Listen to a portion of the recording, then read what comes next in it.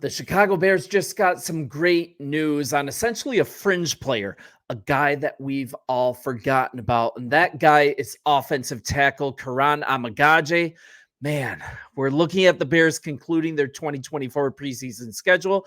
This is going to be a Thursday game against the Kansas City Chiefs. And we're kind of looking at that the Bears haven't made any declaration on whether the starters are going to play or not.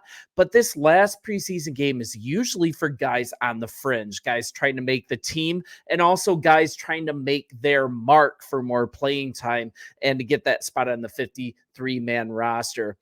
And we're looking at Amegadje, as you guys know, the 2024 third-round draft pick of this last draft. And man, this is such good news. And it looks like he might actually figure into the Bears' long-term plans for the offensive line. I mean, he had an injury that was known when he was drafted that kept him out of training camp, that kept him out of even OTAs.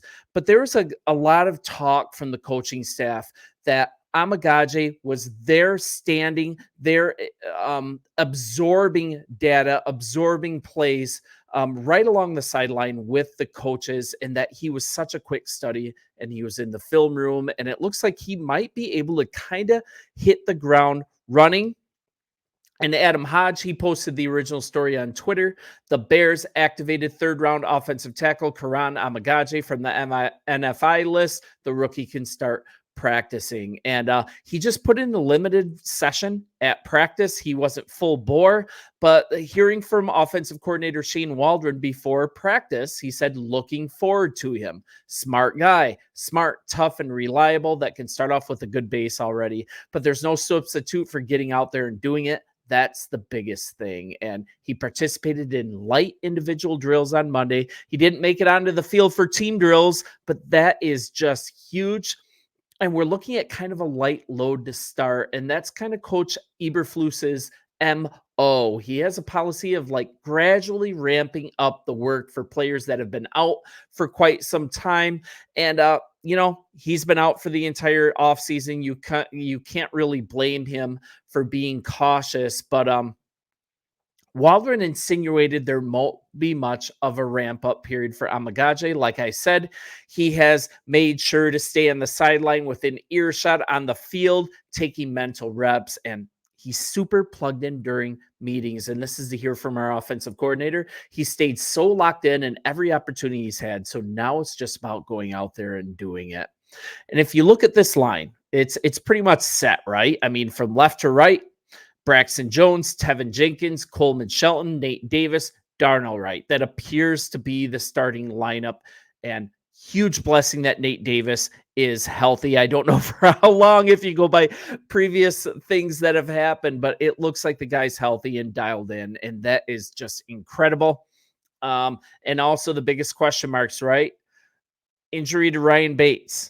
That means that Shelton has gotten most of the snaps at center with the first team offense lately. And if you look at what Davis has done, he's really hasn't done himself a lot of favors, right? Lack of availability, as Coach Flus says, the best ability is availability. But he was able to play on Saturday against the Bengals. He struggled quite a bit, but he was able to play. And I think that he will get up to speed because he looked like a fantastic player with the Titans before he signed with the Bears. And that's why we paid him big money. So let's give him the benefit of the doubt. Let's pray that he is healthy. And that could be a really good thing.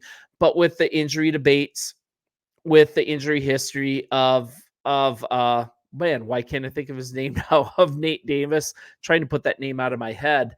It seems all the more important that a player like Amegadje is there because he can absolutely play multiple positions. I mean, it's not really a big surprise that the Bears selected him, but it didn't really make much sense at the time because Amegadje, he was projected as a left tackle, right? That's where he was projected in the draft with a prototypical left tackle body.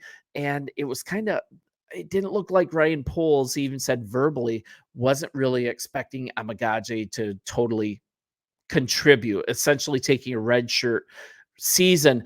But I think he's going to be the replacement for Jones in future seasons. I mean, that might be on the board, but he can also be the replacement at right guard. The guy can play both positions. He's super versatile, and he's just a mammoth, huge human being. And if we kind of look back here, and I want to take you back a little bit to a story on Windy City Gridiron. Let me see if I can get here. Bear with me here. I am my own producer here. Here we go, you guys. Thank you for your patience. This story kind of goes into how athletic trainer at Exos, he went into saying what he thought about Kiran Amegadje, and he's the physical therapy manager at Exos Sports Performance Training in Gulf Breeze, Florida. He had a chance to work with Amegadje on a regular basis, starting all the way back in December, and he stated this about Amegadje. He's honestly one of my favorite athletes to have worked with and have gotten to know. And he has the physical tools, obviously, just a physical beast.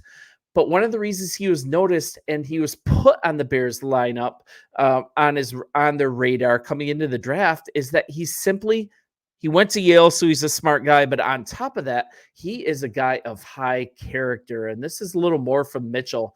We worked together on trying to get him feeling healthier and getting to a good point. And we continued that from early December through March. I spent more time with him than anybody else in the building. And he was just a fantastically hard worker, just a good kid. If you guys have checked out his Twitter page, he has been a Bears fan his whole life. And it's actually kind of fun to look back at his posts. He has been living and dying by the ebbs and flows of this franchise. Mostly, what would it be? Mostly flows. Is that the negative part? Oh, maybe it's ebb. I don't know. I don't care. It hasn't been great. And you can see by Amegadje's social media that he has constantly posted things about his up and down relationship with the Chicago Bears. And it is actually a lot of fun to read. You guys do yourself a favor, read it. We're looking at a guy who couldn't participate in the Senior Bowl. I mean, he couldn't do anything but do the bench at the combine, and he wasn't able to ever work with Mitchell at his full strength due to the injury. But a lot of some of the things that came to surface spoke loudly, and Mitchell was impressed by his dedication, his work ethic, his coachability. Even though Amegadje wasn't at full strength from an athletic perspective, the tools were obvious when working through exercises and drills. And he just gushed about the character of this kid. I could tell that his strength and his power and his determination, off those things, I think he would have tested really well at the combine. And I think he could have tested probably near the top of the offensive line group. That's obviously something I'm taking a guess at, but he's a very athletic guy. And when you do work with a lot of different people, you get so you can identify traits and qualities about how someone moves, even with very sub-maximum exercises, and be able to know if they've got some pop or not. Kiran's a guy who's definitely athletic. He would have tested very well. So you guys know, I'm going to refresh you. Local kid. He made good. Hinsdale, Illinois. Long-term addition, size and strength combination, elite footwork for a man of his size. I'd say he's a dancing bear. Prototypical NFL left tackle. But he's really in a place that he can prove himself at multiple spots. I mean, he's able to play guard. He did so really effectively at Yale as well. We all know the injury issues with both Tevin Jenkins, Nate Davis. If they're blessed with good health this year, the Bears have a formidable line, but it also hasn't fully happened yet. It's been concerning, and Amegadje is such a blessing. He's the perfect fit to provide insurance at either spot and high-level play at that level. Just a steal by the Bears, and once again, Mitchell agrees. I love his integrity, and I've also got to mention that we've got Torrey Taylor and Austin Booker also showing his huge steals as well. I'm really excited for Amegadje's chance to hit the field, possibly against the Chiefs, if the Bears allow it to happen, and to just really show his worth. And I think it's a fun time to be a Bears fan.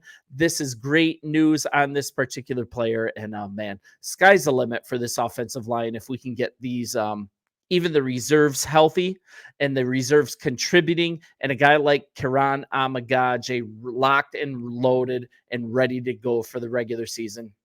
That's a very good thing, and I hope it happens. You guys bear down. Let me know what you think. And hey, it's been great.